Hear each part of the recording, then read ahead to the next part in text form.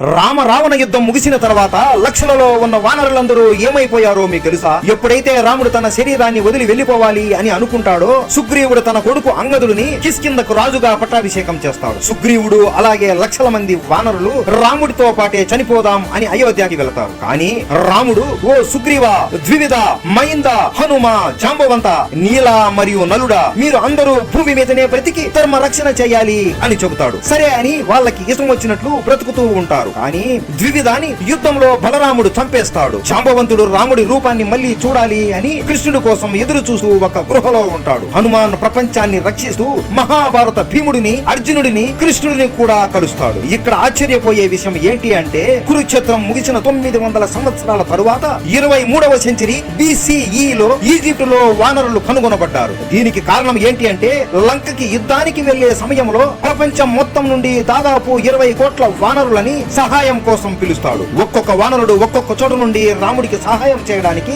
అప్పట్లో లంకకి చేరుకున్నారు. యుద్ధం ముగిసిన తర్వాత ఎక్కడ నుండి వచ్చారో అక్కడికి అందరూ మళ్ళీ తిరిగి వెళ్లిపోయారు. అలా ఈజిప్ట్ నుండి కూడా వానరులు రాముడి సహాయం చేయడానికి వచ్చారు అని చెబుతారు. మీరు ఇది నమ్ముతారా? కామెంట్ చేసి చెప్పండి. జై శ్రీరామ్.